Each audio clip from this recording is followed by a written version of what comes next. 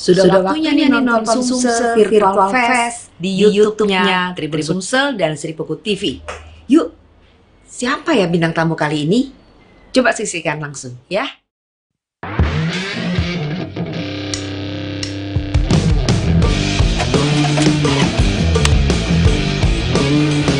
Tes, tes, tes.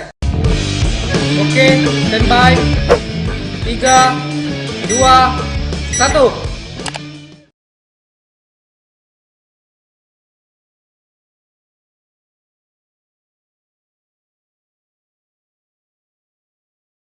Virtual Fest kali ini kita akan berbincang tentang olahraga. Nah, bersama saya ini sudah hadir seorang sport fisioterapis namanya Mbak Ayu Rahmayana. Kita sapa dulu ya. Mbak Ayu, apa kabar? Alhamdulillah baik, Mas. Baik ya. Alhamdulillah Mbak Ayu sudah bersama kita. Pemirsa sekalian, kita selama lebih kurang 1 jam ke depan akan berbincang-bincang dengan Mbak Ayu ini tentang bagaimana cara mencegah dan mengatasi cedera saat olahraga. Karena seperti yang kita ketahui masih banyak orang yang salah kaprah tentang penanganan cedera ini. Contoh kecil saja misalnya ketika sedang berolahraga tiba-tiba kaki terkilir atau tangan kesleo kalau bahasa Palembang di sini. Nah, bagaimana cara penanganan yang tepat? Seperti apa yang harus kita lakukan segera? Nah, ini nanti akan kita bahas karena masih banyak juga teman-teman kita di luar sana yang hobi olahraga tapi tidak dibekali dengan pengetahuan bagaimana cara mencegah cedera atau mengatasi cedera itu sendiri. Tapi sebelum sampai ke situ kita terlebih dahulu akan berkenalan dengan Mbak Ayu. Seperti apa dan orangnya, bagaimana prestasinya, segera kita akan tanya-tanya dulu sama Mbak Ayu ini. Mbak Ayu, posisi lagi di mana sekarang Mbak Ayu? Saya lagi di klinik, Mas, klinik fisio aktif Palembang. Oh, itu di daerah mana ya? Di daerah Sukawinatan, Sukabangun 2 Palembang. Oh, di Sukawinatan, Palembang ya. Iya. Oke Mbak Ayu. Mbak Ayu ini saya lihat, mungkin kita bisa tampilkan biodata Mbak Ayu sebentar. Boleh. Ada beberapa catatan-catatan penting dari Mbak Ayu ini. Tapi akan lebih baik kalau beliau sendiri yang menjelaskan. Mbak Ayu ini menempuh pendidikan fisioterapis itu di Stikes Muhammadiyah ya Mbak ya? Iya. Kemudian D3 Pak, ya. Mbak Ayu bisa cerita sedikit nih pengalaman tentang fisioterapis selama lebih kurang mungkin yang saya tahu 5 tahun di Jakarta ya? Iya. Silakan Mbak Ayu. Mungkin saya akan memperkenalkan diri dulu. Nama saya Ayu Rahmayana. Saya lulusan dari D3 Fisioterapi Stikes Muhammadiyah Palembang, terus lanjut kuliah lagi di S1 Fisioterapi Universitas Esa Unggul Jakarta. Pengalaman saya di olahraga ada beberapa, yaitu pertama saya pernah jadi fisioterapis di Sekolah Ragunan, itu di bawah naungan DKI Jakarta. Terus kedua saya pernah menjadi fisioterapis di Asian Games tahun 2018, terus Asian Para Games 2018. Terus saya pernah juga menjadi sport fisioterapis di sepak bola wanita yang junior U16 dan sekarang aktif di sepak bola senior, sepak bola putri senior, itu dari tahun 2018 sampai sekarang. Artinya Mbak Ayu ini masih terlibat aktif ya dalam klub-klub sepak bola di tingkatan timnas gitu Mbak ya? Iya. Tapi di sepak bola putri ya? Iya. Baik. Mbak Ayu mengawali karir di gabung dengan tim sepak bola ini sejak kapan ya? Tim sepak bola itu sejak tahun 2018, Mas. 2018 ya? Jadi sekitar 2 tahun. Tentu sudah ada banyak pengalaman dong tentang pengalaman-pengalaman tentang merawat cedera segala macam itu ya? Iya. Mbak Ayu boleh dong cerita sedikit seperti apa sih dunia cedera olahraga yang selama lebih kurang 2 tahun Mbak Ayu geluti?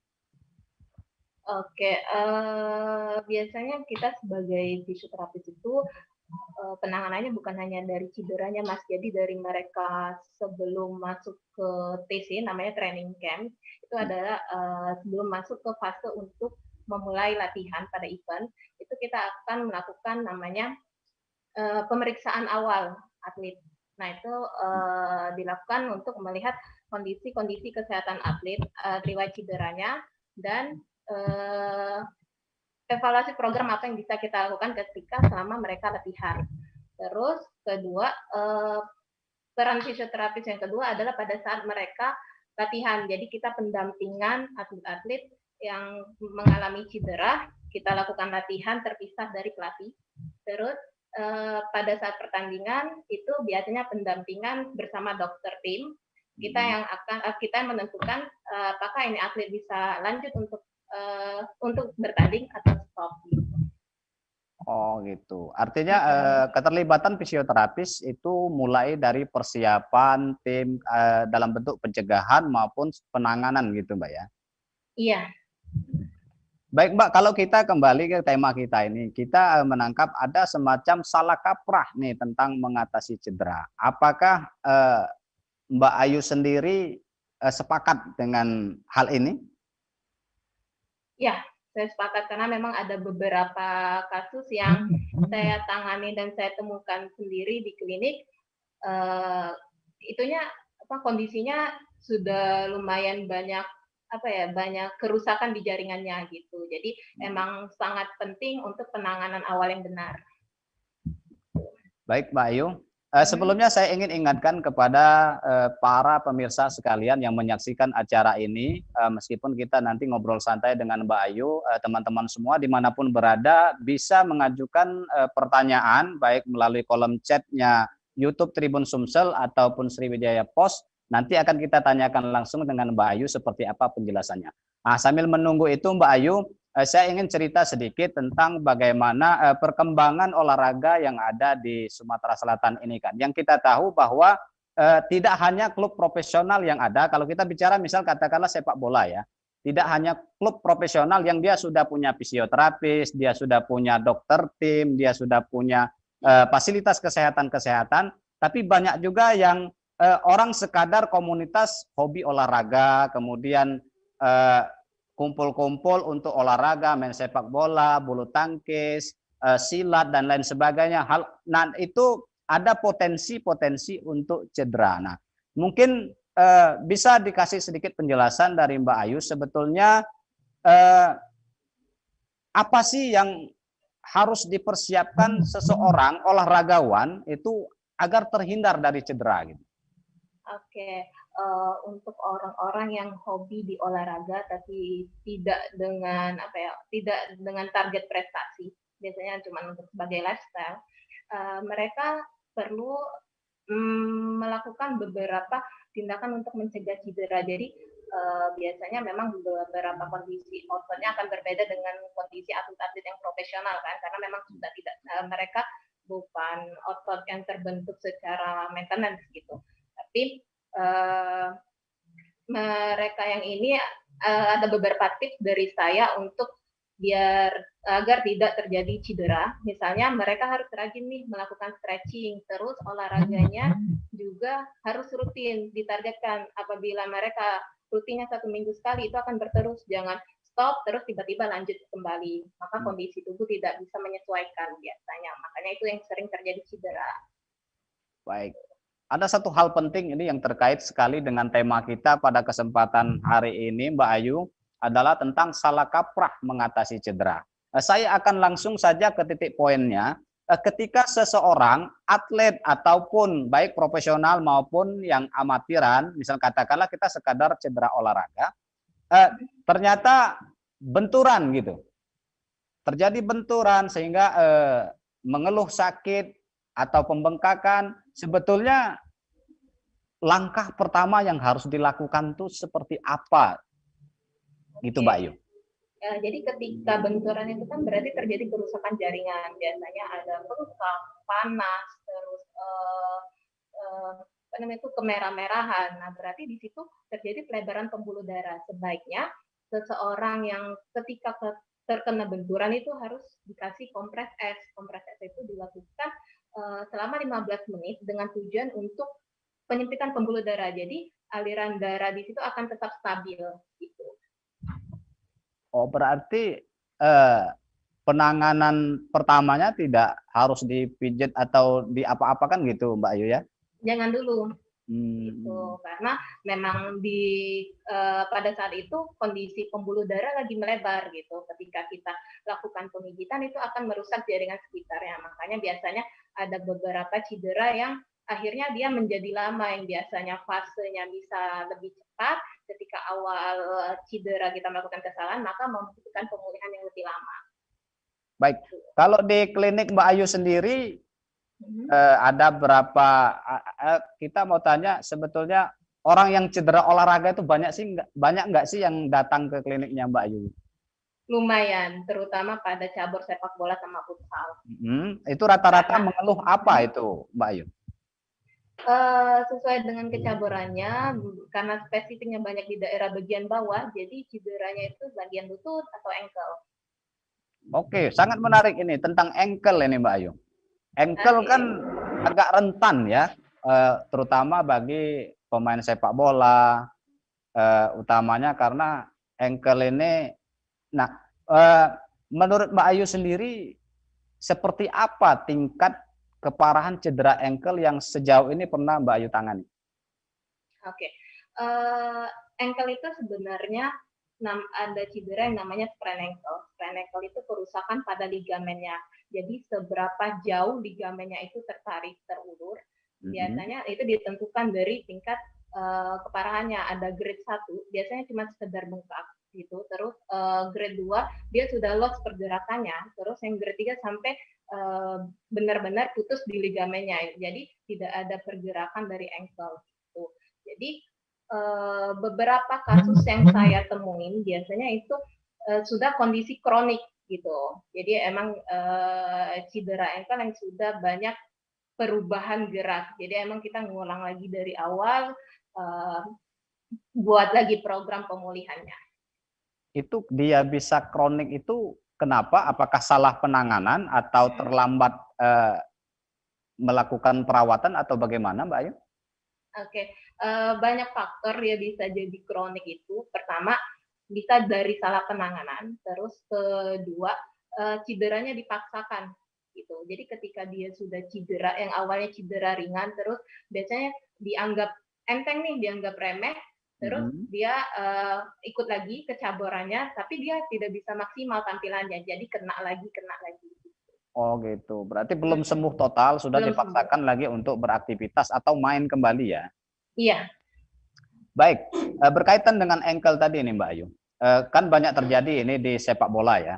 Ketika itu terjadi di lapangan sebuah benturan atau salah posisi mendarat ya kaki istilahnya kan, atau kalau istilah apa namanya bahasa orang Palembang tepletot, tepletot gitu. Kadang-kadang teman-teman di lapangan juga bingung, ini mau diapakan? Ada yang narik kaki, ada yang mijet-mijet, ada yang kasih balsem, macam-macam tindakan-tindakan teman-teman yang mungkin itu berdasarkan naluri saja tanpa didasari dengan pengetahuan. Nah, ini yang mungkin Mbak Ayu bisa kasih penjelasan lebih detail seperti apa sih perawatan cedera itu mulai dari terjadi di lapangan sampai pada akhirnya dia pulih kembali kira-kira begitu. Oke.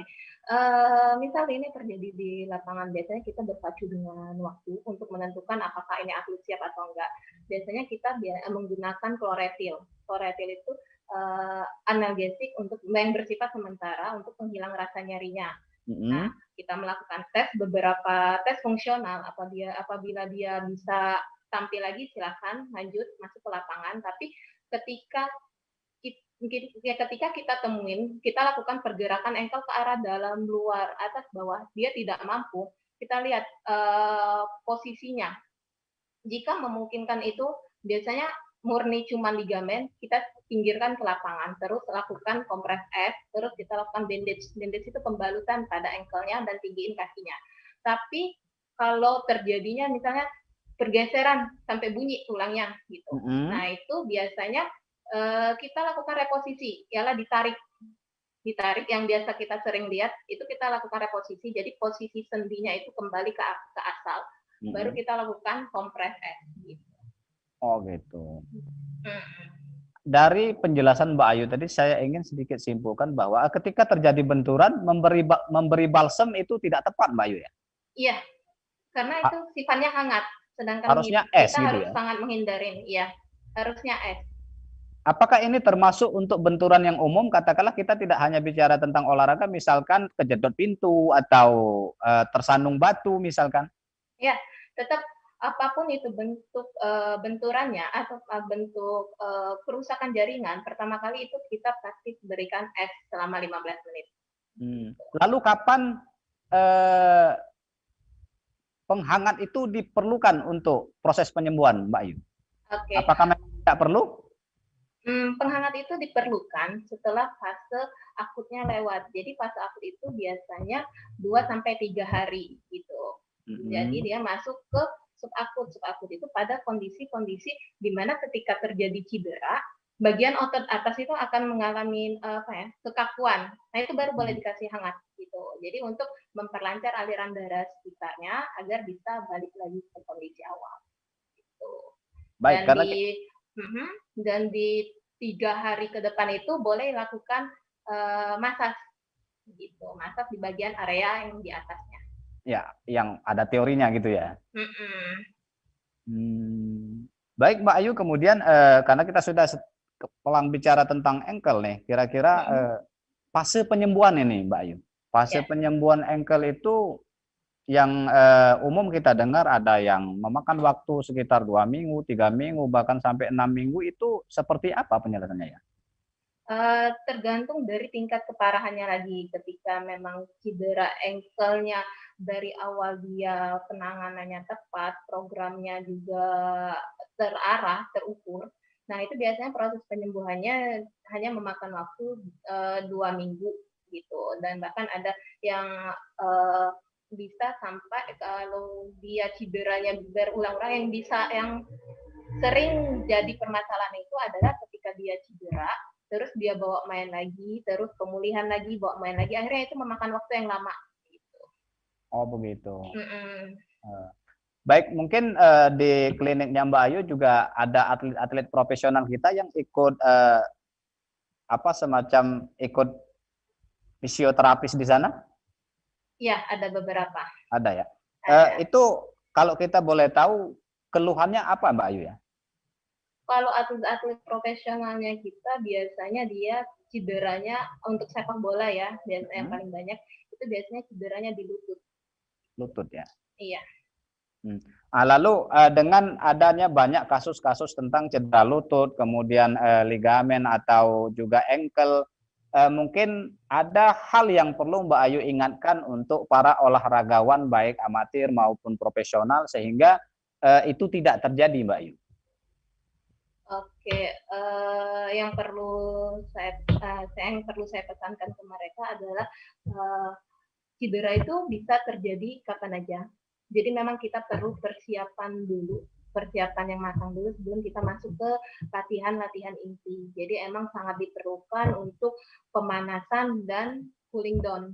Jadi emang pada saat itu otot bisa memanjang maksimal, dan ketika pergerakan yang bersifatnya agility atau kelincahan itu masih bisa terjaga sama tubuh. Jadi walaupun misal tabrakan sama lawan, masih ada tahanan dari tubuh kita sehingga cedera yang terjadi pun tidak parah. Baik, ini teman-teman semua atau pemirsa yang ada di rumah ataupun dimanapun berada, seperti yang sudah dijelaskan oleh Mbak Ayu, ternyata pemanasan itu penting. Stretching sebelum latihan, sebelum bermain itu sangat penting. Salah satunya adalah untuk mencegah terjadinya cedera. Dan ini Mbak Ayu ternyata kebanyakan di kita ini menganggap enteng tentang pemanasan. Ketika sampai di lapangan pertandingan atau di sampai tempat event, langsung saja melakukan aktivitas olahraga tanpa ada pemanasan. Padahal itu sangat penting Mbak Ayu ya. Teman-teman semua bisa kembali melayangkan pertanyaan, silakan chat di YouTube-nya Tribun Sumsel ataupun Seribu TV, nanti kita akan tanyakan langsung dengan Mbak Ayu. Sambil menunggu itu, Mbak Ayu, saya ingin tanya juga kepada Mbak Ayu, untuk perawatan profesional tentang cedera, itu kira-kira butuh biaya berapa banyak sih Mbak, kalau di kliniknya Mbak Ayu? Untuk perawatan profesional itu biasanya kita memakan waktu 6 bulan, karena atlet profesional beda nih targetnya sama atlet amatir, karena ketika atlet profesional kita harus mengembalikan dia bagaimana dia kembali maksimal seperti sebelum cedera dan bahkan bisa mencapai prestasi lebih tinggi lagi gitu. Jadi memang ada beberapa program latihan yang spesifik untuk persiapan ke caburnya. Biasanya memakan waktu sekitar 6 bulan. Itu biayanya akan menyesuaikan dengan kondisi cedera. Oh, artinya berbeda ya penanganan antara target atlet profesional dengan olahragawan biasa yang memerlukan perawatan, itu beda ya? Ya, beda. Apakah ada paket-paket tertentu nih Mbak Ayu? Ada paket-paket tertentu. Biasanya kita maksimal paket itu 8 kali pertemuan, nanti baru dievaluasi gitu. Itu untuk yang profesional? Itu yang untuk olahraga amatir. Ya, mungkin teman-teman di rumah juga pengen tahu ini Mbak Ayu, kira-kira misalkan saya katakanlah cedera dan memerlukan perawatan atau fisioterapis, ini apakah datang ke tempatnya Mbak Ayu atau ke tempat fisioterapis yang lain, kira-kira perlu berapa lama waktunya, kemudian anggaran biayanya sih perkiraannya berapa sih Mbak Ayu? Oke. Biasanya anggaran biayanya itu berkisar 100 sampai 200 per satu kali pertemuan. Terus kisaran satu kali pertemuan. Terus kisaran waktunya biasanya penanganannya 1 jam sampai 1 jam setengah. Itu tergantung cederanya Mbak Ayu ya? Tergantung cederanya lagi. Umumnya ini Mbak Ayu, kalau ankle perlu berapa lama kira-kira? Kalau ankle, ya itu tergantung lagi dari grade cederanya, tingkat keparahannya. Biasanya kalau dia ini 2 minggu itu sudah mencapai target. 2 minggu bisa ya? Ya. Baik, saya coba lihat pertanyaan dulu, barangkali ada dari netizen kita, baik dari Seribu TV maupun YouTube-nya Tribun Sumsel. Apakah ada Mas Ferry? Belum ada. Mbak Ayu, mungkin ada pesan untuk para olahragawan yang ada di Sumatera Selatan, baik pro maupun amatir, apa yang harus dilakukan untuk mencegah, kemudian mengatasi cedera itu, sehingga orang tidak berpikir setiap kali ada cedera harus begini, harus begini, harus begini, dan ternyata apa yang dilakukan itu maka malah memperburuk atau memperparah cederanya. Silakan Mbak Ayu. Jadi pesan saya adalah ketika kita memutuskan untuk menjadikan olahraga itu sebagai lifestyle, maka kita harus rutin gitu, konsisten sama latihan yang kita ambil. Ketika ditargetkan saya latihan 1 minggu sekali, saya akan lakukan latihan itu 1 minggu sekali terus. Jangan sampai biasanya atlet lagi pengen latihan nih, dalam 1 minggu bisa 3 kali latihan, terus istirahat 1 bulan, terus mulai lagi. Nah itu biasanya kondisi tubuh itu tidak bisa mengikuti program yang sebelumnya. Terus pesan yang kedua adalah tentang warming up dan cooling down. Itu emang beberapa kali dan emang itu jadi faktor utama dari cedera yang sering, maka jangan sepelekan tentang warming up dan cooling down gitu. Karena memang ketika kita cedera, kita pasti akan membutuhkan waktu, harus memberikan waktu khusus untuk pemulihannya, dan itu butuh waktu, butuh usaha, butuh ini. Jadi emang harus cegah dulu gitu dari dalam diri kita. Terus yang ketiga, untuk penanganan awal cedera itu, sebenarnya penanganan awal yang tepat itu akan menentukan proses pemulihannya. Jadi cepat atau lambatnya itu dari penanganan awalnya. Jadi perlu diingatkan, setiap cedera itu memiliki penanganan awal seperti kompres tadi yang rise. Rise itu ada air rest, kita istirahatkan, terus ice kompres selama 15 menit. Oke, compression itu adalah dilakukan bandage atau pembalutan. Terus elevation itu ditinggiin kakinya setinggi jantung. Dan kedua, misalnya yang sering jadi salah kaprah itu adalah ketika dia keram itu, nah itu keram bukan lagi untuk kompres es, tapi kompres hangat gitu. Boleh dilakukan pemberian hot cream, terus kita lakukan stretching, terus pemberian minuman. Jadi emang ada beberapa cedera yang harus dikompres, ada beberapa cedera yang boleh dikasih hangat gitu. Oke. Baik, ini Mbak Ayu, saya melihat kayaknya ada pertanyaan dari Etri Rudianto dari Facebooknya Sripo. Pertanyaannya adalah, persiapan apakah yang harus dilakukan selain dari warming up dan cooling down untuk mencegah terjadinya cedera? Dan bagaimana cara mengatasi cedera dalam dan cedera luar? Begitu Mbak, silakan Mbak. Oke, persiapan yang lainnya itu adalah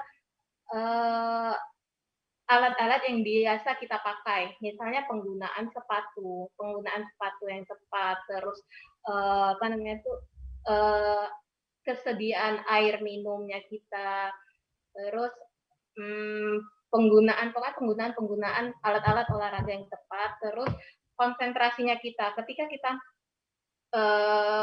memutuskan untuk saya akan olahraga, itu memang dibutuhkan konsentrasi, karena sedikit aja lepas konsentrasi maka akan kehilangan arah gitu. Terus yang ketiga itu strength itu kita harus siapin nih otot-ototnya kita gitu. Kita perlu dilakukan misalnya yang ringan seperti core stability itu kayak latihan untuk perut sama pinggang, itu untuk ngejaga tubuh kita apabila terjadi tabrakan atau benturan agar tetap stabil gitu. Ini penting nih, terutama ini juga informasi sangat penting selain untuk orang yang suka olahraga, ini juga untuk para guru olahraga ya. Para guru olahraga kan banyak mendidik anak-anak olahraga yang mungkin saja ada potensi cedera, sehingga penanganan ketika anak didiknya cedera juga bisa dilakukan sesuai dengan sesuai tepat gitu ya penanganannya. Ada satu pertanyaan lagi nih kayaknya Mbak Ayu dari Solpiana Dian 66 dari IG-nya Tribun. Apakah fisioterapi peranannya hanya saat cedera saja? Maksudnya untuk pencegahan, apakah peran fisioterapi gitu? Tadi sudah dijelaskan sebenarnya, mungkin Mbak Ayu bisa ulang lagi. Jadi peran fisioterapi itu di olahraga ada 4. Ada promotif itu bagaimana kita memberitahu kepada pelatih, kepada atlet, kepada manajemen peranan tenaga medis di lapangan dan pada saat latihan. Terus kedua itu adalah preventif, pencegahan yang aku bilang tadi. Ketika atlet disiapkan sebelum masuk ke latihan, maka mereka dilakukan pemeriksaan spesifik yang apakah ini atlet ada arah untuk cederanya ke bagian mana. Jadi itu perlu disiapkan. Jadi ada setiap individu beda-beda program latihan yang bisa kita kasih. Terus yang ketiga ada kuratif, itu biasanya pengobatan. Jadi pengobatan yang biasa kita lakukan. Terus ada rehabilitatif. Nah, ini biasanya rehabilitatif itu adalah pemulihan yang bersifat program-program yang bisa diberikan sama atlet sampai mereka siap lagi untuk kembali ke lapangan. Oke, baik. Nah, itu tadi sudah dijelaskan ya. Kemudian ada satu pertanyaan lagi nih Mbak Ayu dari Ibu Maria Fabiola Ririn Kusumawardani dari Facebooknya Sripo. Apakah faktor usia juga mempengaruhi penyembuhan cedera? Ya, sangat mempengaruhi. Karena biasanya ketika mereka yang cedera pada usia muda, regenerasi jaringan, perbaikan jaringnya itu akan lebih cepat dibandingkan mereka yang sudah tua. Ditambah lagi biasanya mereka yang tua itu ada beberapa faktor penyakit lain yang seperti dia adanya tingginya kadar asam urat, terus kolesterol. Nah, itu biasanya akan mempengaruhi cepat lambatnya proses penyembuhan. Baik, artinya kita juga, saya pernah ada menerbitkan satu berita di halaman kita itu bahwa olahraga juga ingat usia, begitu ya, Mbak Ayu ya? Iya, Artinya ketika terjadi cedera di usia muda, mungkin jaringan selnya masih cepat, lebih mudah membaik ketimbang yang usianya udah lebih lanjut. Ada kategori usia kah gitu, Mbak Ayu? Misalkan untuk 35 ke atas, bagaimana? Ke bawah bagaimana? oke. Biasanya untuk mengkategorikan cedera apa, olahraga apa yang tepat pada orang-orang tergantung kategori usianya, itu biasanya dilihat dari hal-hal apa yang sebelumnya dia lakukan gitu. Tapi untuk misalnya secara awam, ketika dia di umur muda, biasanya mereka lebih ke olahraga yang menghindari gerakan beban karena itu memang mempengaruhi proses pertumbuhan tulang. Terus yang ketika mereka yang dalam kategori umurnya sekitar 20 tahun ke atas gitu, yang pada usia dewasa awal, nah itu biasanya olahraga seperti sepak bola, terus basket gitu. Terus kalau yang untuk kategori yang sudah dewasa ke atas, itu biasanya mereka hanya untuk menjaga. Jadi olahraga yang bersifat kardio seperti lari, jogging, senam gitu. Baik, itu tadi ya, bagi yang suka olahraga itu tergantung track recordnya bagaimana juga, Mbak ya. Artinya kalau dia memang udah dari kecil main bola, kira-kira usia 30 sampai 40 masih boleh lah main bola ya, Mbak ya. Masih boleh. Tidak seperti gaya-gaya muda gitu. Iya, benar. Baik, Pak, ada lagi satu pertanyaan lagi dari Bayu Maigit Susanto dari Facebook. Ini pertanyaannya, selain di fisioterapi, apakah perlu konsumsi obat untuk meringankan cedera? Nah, obat apa yang direkomendasikan untuk luar dan dalam kira-kira? Oke, kalau obat biasanya untuk memang kita jarang merekomendasikan obat karena memang itu sudah ada ranahnya yang sendiri, biasanya dokter. Nah, tapi biasanya obat-obat awal ketika mereka cedera itu biasanya antiinflamasi. Antiinflamasi itu yaitu anti peradangan dan anti nyeri. Terus setelah itu biasanya untuk masuk fase penyembuhan berikutnya itu biasanya obat-obat dengan kandungan untuk vitamin sendi seperti glukosamin gitu. Jadi untuk supaya regenerasi jaringan, perbaikan jaringannya lebih cepat. Jadi dibantu dari luar melalui latihan, terus dari dalam melalui obat-obatan. Baik, waduh, udah banyak sekali informasi yang kita sampaikan. Ada tadi udah ada beberapa penanya, mungkin ada lagi penanya, tapi mungkin mohon maaf tidak bisa kami sampaikan satu persatu. Barangkali ada beberapa pertanyaan yang juga sudah kami seleksi, itu kebetulan sudah dijelaskan sebelumnya oleh Mbak Ayu. Nanti bisa diputar ulang di YouTube, baik di Seripuku TV maupun di Tribun Sumsel. Nanti bisa didengarkan kembali seperti apa penjelasan Mbak Ayu tentang beberapa pertanyaan yang tidak sempat kami sampaikan kepada Mbak Ayu. Mbak Ayu, kami ingin mengucapkan terima kasih banyak pada kesempatan ini sudah meluangkan waktu untuk bergabung bersama kita di Sumsel Virtual Fest, berbagi pengetahuan, pengalaman, khususnya tentang bagaimana cara mencegah dan mengatasi cedera. Dan ini sangat penting sekali untuk masyarakat kita, baik yang terutama yang suka olahraga, karena olahraga itu tidak hanya sekadar main-main saja, tapi kita juga perlu pengetahuan tentang bagaimana mencegah dan juga mengatasi cedera, sehingga hal-hal yang terjadi ketika kita olahraga itu tidak menjadi semakin buruk bagi kesehatan kita. Karena tujuan olahraga adalah sehat, makanya ilmu tentang mencegah dan mengatasi cedera ini juga penting untuk kita ketahui bersama. Sekali lagi kami ucapkan terima kasih kepada Mbak Ayu. Mohon maaf kalau ada salah-salah kata. Terima kasih juga kepada seluruh pemirsa yang sudah menyaksikan acara ini. Kita bertemu lagi di segmen berikutnya, di acara yang lain yang lebih menarik. Tentu saja kita masih bicara tentang sport atau olahraga. Mudah-mudahan kita semua sehat. Demikian, wassalamualaikum warahmatullahi wabarakatuh.